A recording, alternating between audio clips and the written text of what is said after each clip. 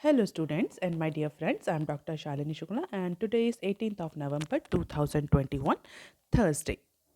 Inspiration of the day is sometime good things fall apart so better things can fall together. In today's discussion, we are going to cover these articles. Let us start with article number 1 given on page number 1. Domestic brokerages remain bullish on market. In case of Indian stock market, the foreign brokerage or foreign brokers or foreign brokerage houses have actually sounded a note of caution. They are very uncertain about the Indian equity, and that is why they want or they anticipated that the growth of Indian equity stock market will be uncertain, whereas their counterpart means the domestic brokerage houses or the domestic brokers see that the benchmark indices will deliver the double digit results or the double digit growth rate into upcoming year. As per the recent poll that is conducted by Business Standard, the domestic brokers said they expect the Sensex and Nifty to climb approximately 10 to 15% in the next year. It means जो domestic brokerage houses हैं वो आगे आने वाले साल में 10 से 15% का ग्रोथ रेट एंटिसिपेट कर रहे हैं इंडिया के जो बेंचमार्क इंडाइसेस हैं स्टॉक मार्केट के जो बेंचमार्क इंडाइसेस हैं कौन कौन से सेंसेक्स और निफ्टी तो उनमें अप्रॉक्सीमेटली 10 से 15% का ग्रोथ रेट एंटिसिपेट कर रहे हैं domestic brokers another 40% set the gains could be excess of 50%। और अगर हम करंट स्टेटस की बात करें तो वेडनेसडे को जो सेंसेक्स है वो अप्रॉक्सीमेटली 60,000 के पॉइंट पर बंद हुआ और निफ्टी का भी अप्रॉक्सीमेटली 17,900 का ग्रोथ या 900 का पॉइंट रजिस्टर किया। तो सेंसेक्स के केस में 0.5% का डाउन देखा गया in comparison to the previous session close.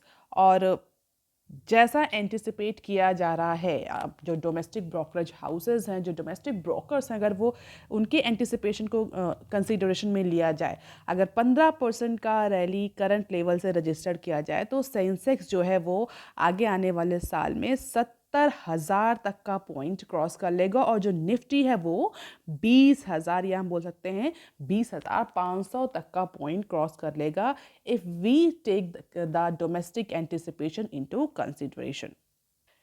For instance, Axis Securities has its target, Nifty target of 20,000 or we can say 20,200 by valuing the 50 share index at 20 times its financial year 24 earnings.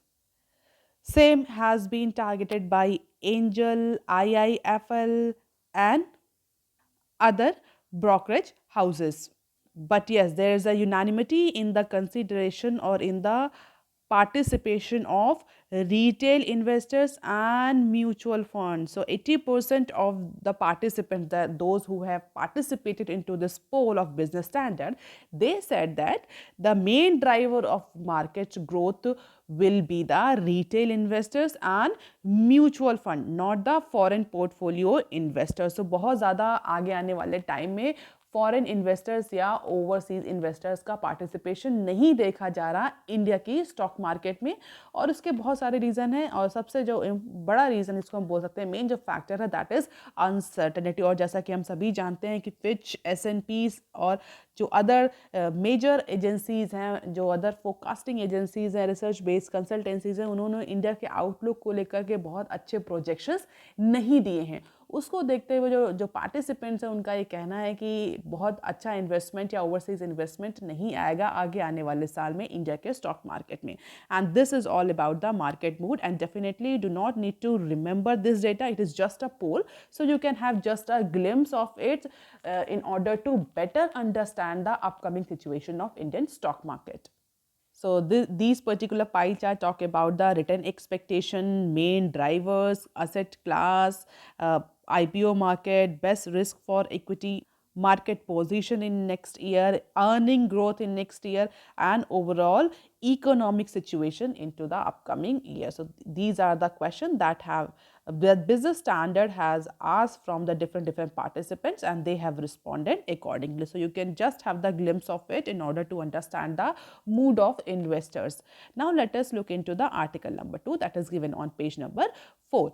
Economists expect fiscal deficit to be near 6% in financial year 23. Basically page number 4 में CII की जो global summit हुई है उससे related news publish हुई हैं.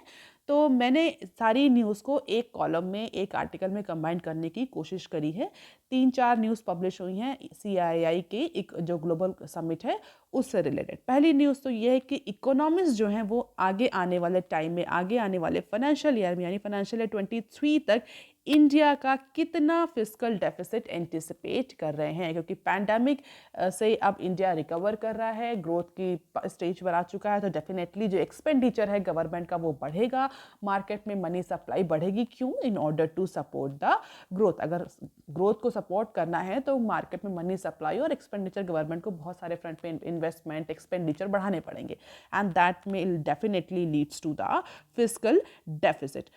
बहुत सारे स्टूडेंट जानते होंगे फिस्कल डेफिसिट क्या है. So let us discuss what is fiscal deficit in brief manner.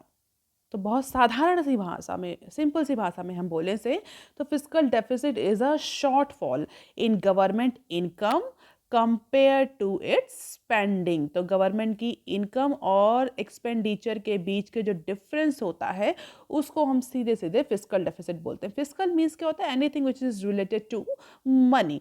तो अगर गवर्नमेंट के पास इनकम कम आ रही है, अगर 10 रुपए की इनकम आ रही है, imagine it is a hypothetical situation, और गवर्नमेंट अगर 12 रुपए का खर्च कर रही है, 12 रुपए की स्कीम्स पॉलिसीज ला रही है, तो इट मीन्स 2 रुपए का गवर्नमेंट के पास फिजिकल एक्सपेंडिचर है. So the government has a physical 2 रुपए का गवर्नमेंट के पास फिजिकल डेफिसिट है.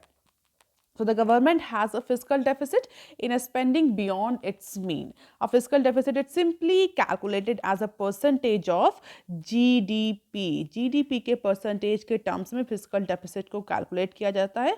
और अगर हम बोलें कि डॉलर के terms में, रुपी के terms में कितना excess रहा income से, उसके भी terms में इसको calculate कर सकते हैं. जैसे कि 10 रुपए की income आई और 12 रुपए का खर्चा हुआ, तो 2 रुपए का जो है वो शॉर्टेज रहा, 2 रुपए का डेफिसिट रहा, तो हम बोलेंगे it was a 2 rupee physical deficit.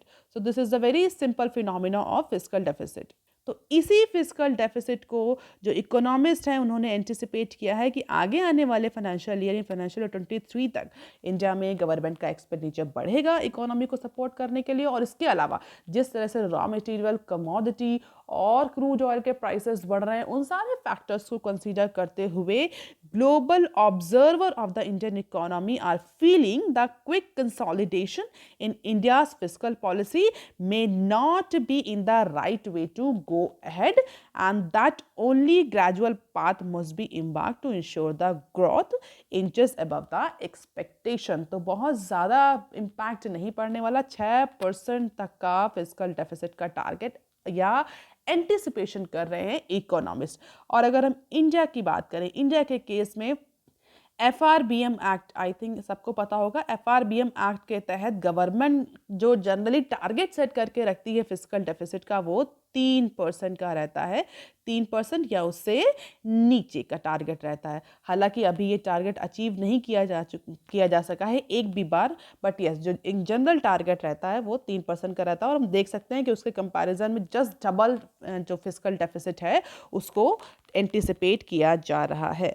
हालांकि इस बात पर भी यूनानिमिटी है कि रिवेन्यू जो है वो इंक्रीज करेगा, पेस ऑफ जो रिकवरी है इंडियन इकोनॉमी में वो भी अच्छी खासी रहेगी. इसके बावजूद भी एक्सपेंडिचर बढ़ेगा. क्यों? क्योंकि जॉब जो एम्प्लॉयमेंट है, एम्प्लॉयमेंट का रिवाइवल जो है, जो ऐसे इंडिविजुअल जिन्होंने पैंडेमिक के ड्यूरेशन में अपनी जॉब खो दी है, ऐसे इंडिविजुअल्स को दोबारा से जॉब पर लाना या दोबारा जॉब उतने अमाउंट में प्रोवाइड करना, that particular situation will be complicated and definitely that require concentrated effort from the government as well as the expenditure more specifically in construction sector, जहाँ पर रिवर्स माइग्रेशन देखने को बहुत ज़्यादा मिला था।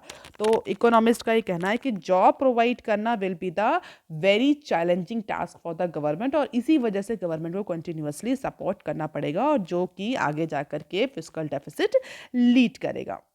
और बहुत सारे एमिनेंट स्पीकर, इकोनॉमिस्ट, स्ट्रैटेजिस्ट ने इस पर्टिकुलर ग्लोबल समिट में, CII की ग्लोबल समिट में पार्टिसिपेट किया था। इसके अलावा और क्या डिस्कशन हुआ?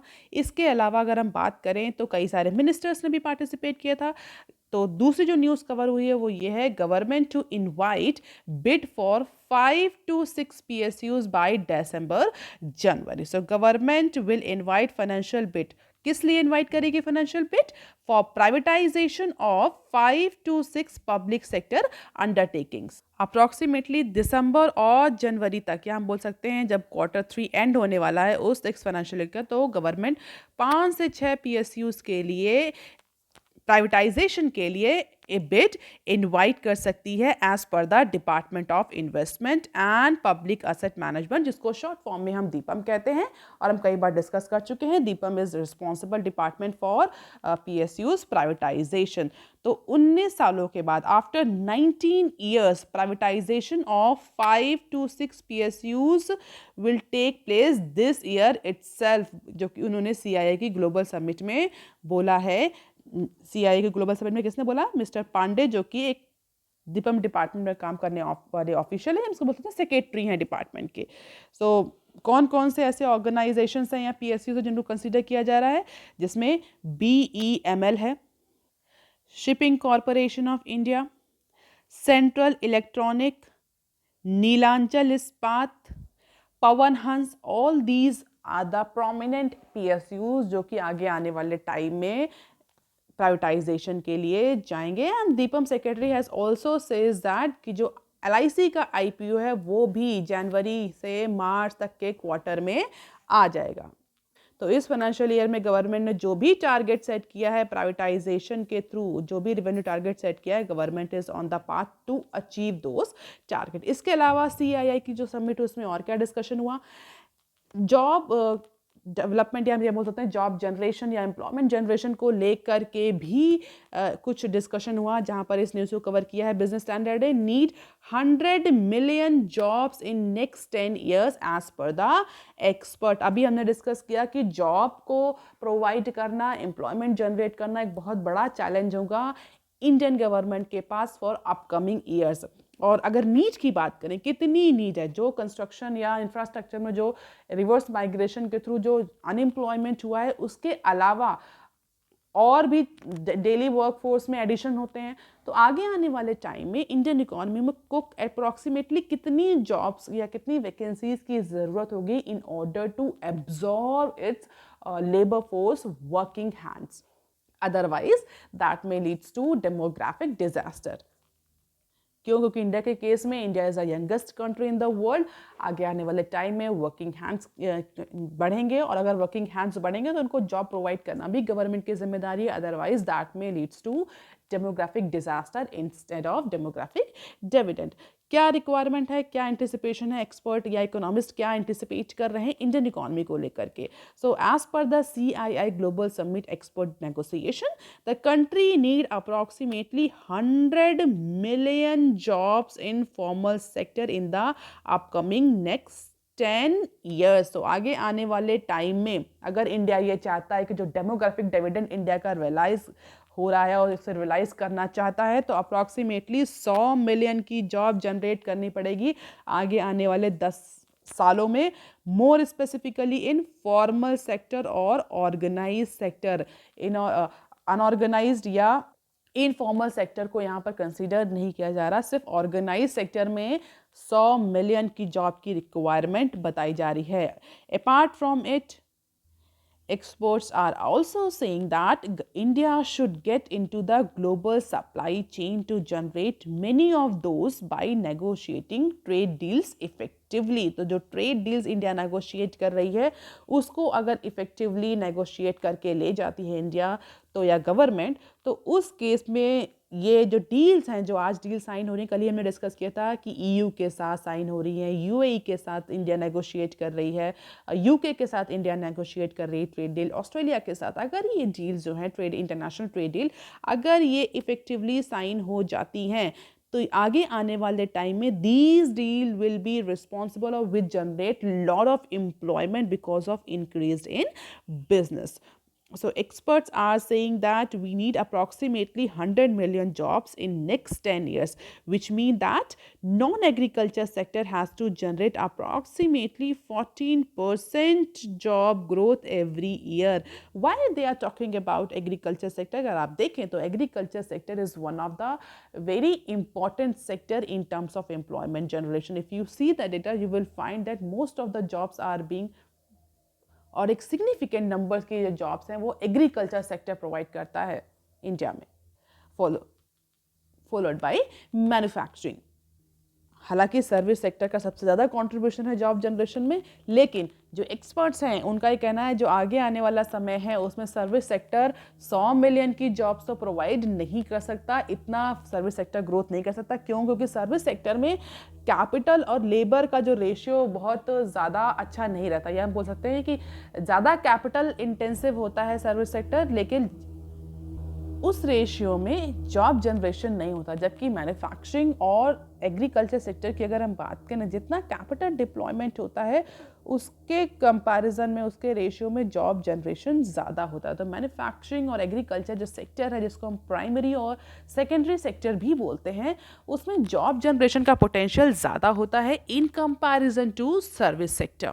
And that is why experts are saying that agriculture has to play very important role in upcoming 10 years, और 14% की ग्रोथ रेट से जॉब जनरेट करना पड़ेगा एग्रीकल्चर सेक्टर को, और इसी तरह मैन्युफैक्चरिंग सेक्टर को भी, अगर ये नंबर सैशिएट करना है, अगर डेमोग्राफिक डिविडेंड को रियलाइज करना चाहती है इंडियन इकॉनमी. अदरवाइज क्या होगा? बहुत सारे वर्किंग हैंड्स तो होंगे, लेबर फोर्स में लेबर भी होगा, लेकिन उनके पास जॉब नहीं होगा. दैट में leads to other type of social problems, जहाँ पर थेफ्ट, रॉबरी और क्रिमिनल वे में या क्रिमिनल चैनल्स में लोग इंडल्ज होंगे in order to survive themselves.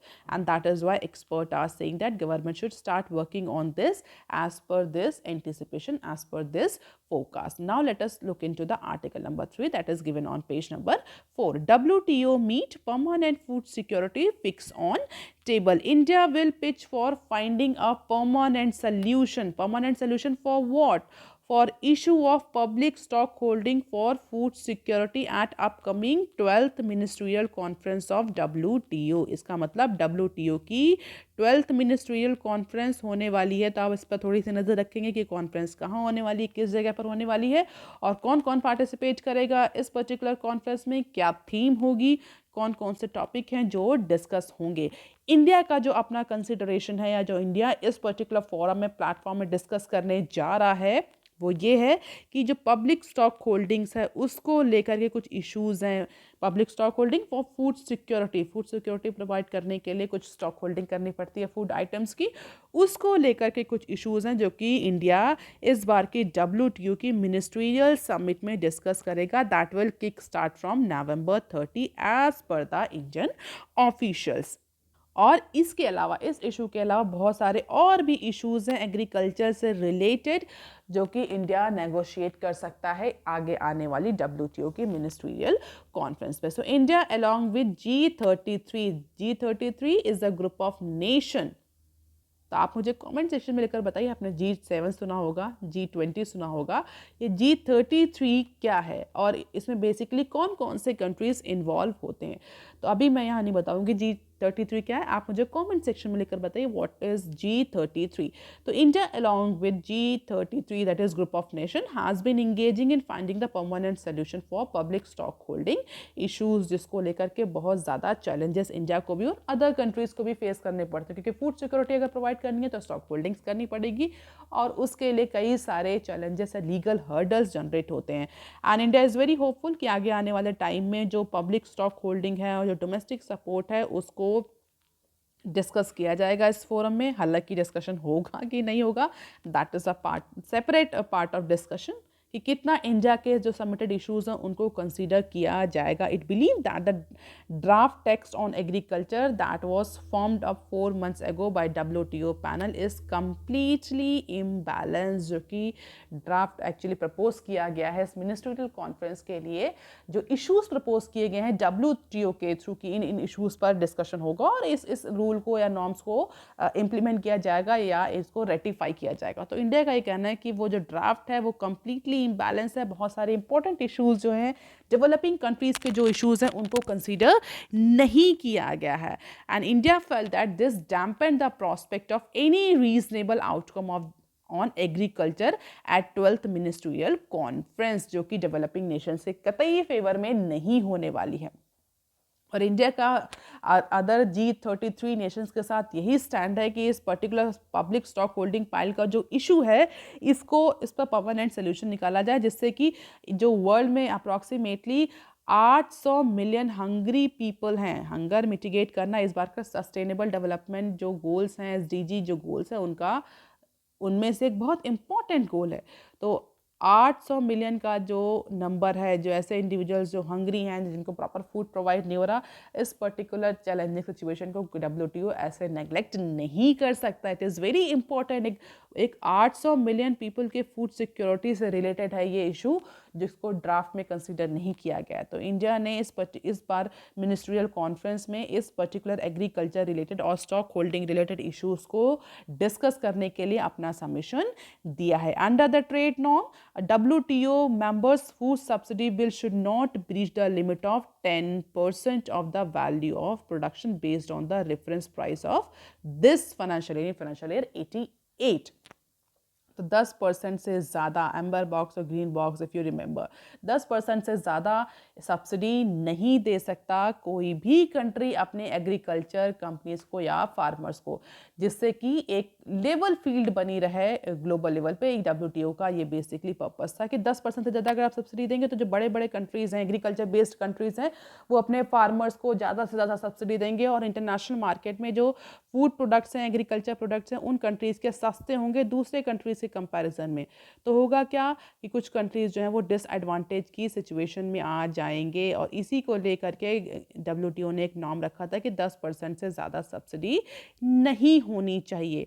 और इंडिया का कुछ अलग इस पे ओपिनियन है. इंडिया का ये कहना है कि अगर हम सब्सिडी नहीं प्रोवाइड करेंगे तो हम हंगर का जो चैलेंज है, 800 जो मिलियन इंडिविजुअल्स हैं वर्ल्ड में जो भूखे हैं या जिनको माल न्यूट्रिशन है, जिनको प्रॉपर फूड मिल नहीं रहा, उस पर्टिकुलर फूड सिक्योरिटी को कैसे अचीव किया जाएगा. Apprehending that full implementation of food security program may result in breach of this WTO cap and that is why India is seeking amendment into this. India कह रहा है जो 10% का cap लगा रखा है इसको हटाइए, जिससे कि हम अपने जो सब्सिडी है उसको बढ़ा सकें, चीपर रेट में जो फार्मर्स हैं, कंपनीज हैं, वो फूड प्रोड्यूस कर सकें और हम फूड सिक्योरिटी का जो टारगेट है वो अचीव किया जा सके.